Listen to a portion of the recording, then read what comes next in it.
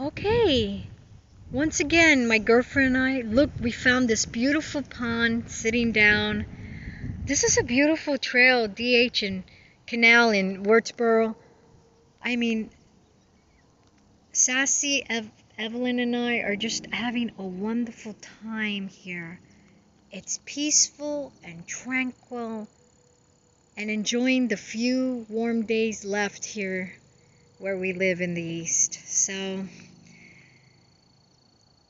enjoy this pond. This is a pond. It's not a lake. It's a swamp. It's gorgeous. And we're very blessed to be able to enjoy this. Very blessed. So enjoy, guys. Go out there. Seek the woods, the ponds, the water. Enjoy the sun. Appreciate what God's given.